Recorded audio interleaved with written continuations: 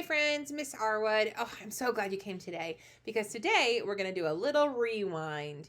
We're going to go back to the days when you were just learning how to read. It was so exciting to be opening up stories when you didn't know how to read and look at all the cool new things. Now, as young readers, you have to learn about all the building blocks of becoming a reader. You learn about letters and their sounds.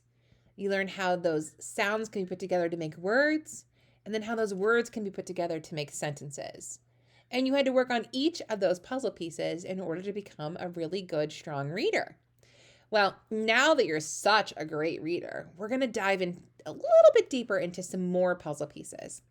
All right, today we're going to talk about pieces that make up and help. Today we're going to talk about pieces that help us to create new words and figure out their meanings. They're called prefixes, root words, and suffixes. Our learning goal for today says, I can use prefixes, root words, and suffixes to figure out a word's meaning as I read. Okay, so every word starts with something called a root. The root word is really the base that carries the meaning. Okay, now we can take that base or that root and we can add things to it, and it changes the meaning just a little bit. So we can add something to the front, and that's called a prefix. Or we could add something to the end, and that's called a suffix. Now, if we wanted to, we could make one gigantic word and add a prefix and a suffix, and then that would give us just a huge new word full of tons of meaning. You know, this is really going to make a lot more sense if we look at some examples. So if I had the root word write, what does it mean to write? Yeah, you're like scribbling down your thoughts, right? Okay, so I could add a prefix to it. It's going to change the meaning just a little bit. I could add re to the front to make the word rewrite. Now, re as a prefix has its own meaning. Re means to do it again. So this means to do your writing again, a rewrite. Now, if we go back and just use write as the root again, we could add a suffix to it and also change the meaning. We could add er to the end, and when we have er at the end, it means someone who's doing it. So the word writer means someone who is doing the writing. See how the meaning of the word changes just a little bit, but that root helps to keep us all talking about the same thing. At the end of the day, it's something having to do with writing, okay? So in a sentence right here, I can use the different words with the prefix and the suffix on it to talk about what the activity is happening with the writer. So it says, the writer decided to rewrite the first paragraph. In this sentence, if I know someone who ends in er is the person doing it, then I know this is the person writing, and they decided to rewrite or write it again, the first paragraph. That makes sense. When we're trying to write, sometimes our first draft doesn't always come out the way we want it to. So if we learn about different prefixes and different suffixes, it helps us to know what the meaning of the whole word is when those are added on to the roots. Let's try another one. Here is a root word, use. Okay, it means like we're putting something to use. We're doing something with it, right? All right, now I'm going to add a prefix to this.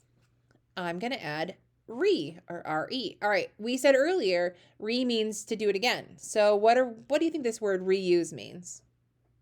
Yeah, we're just using something again, right?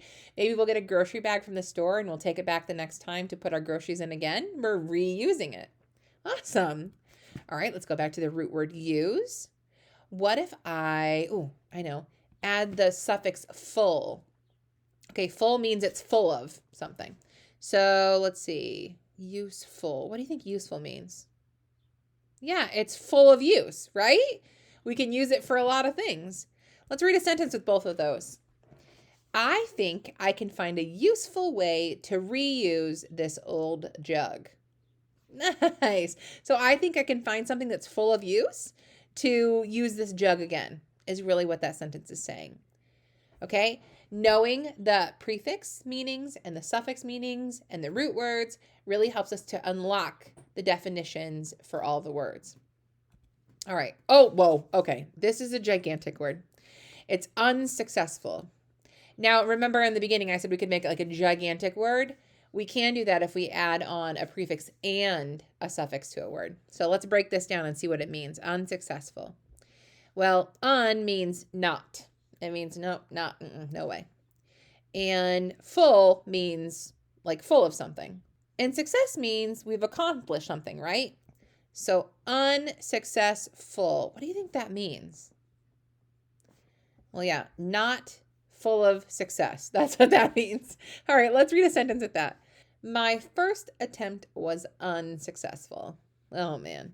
See, if there was no picture right here, but we were just describing it, if we know unsuccessful means not full of success, then we're going to know that this experiment did not go well. Okay? All right. We talked about today just identifying that root that carries the meaning, and then how if we can add a prefix to the front or maybe a suffix to the end, we put that together, it makes new words. And if you know the meanings behind some of the prefixes or the suffixes, it's going to help you to really figure out what the whole word is trying to tell us about.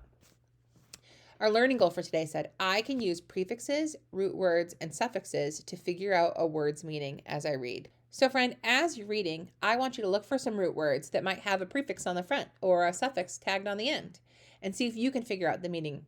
All right? Happy reading. I'll see you next time.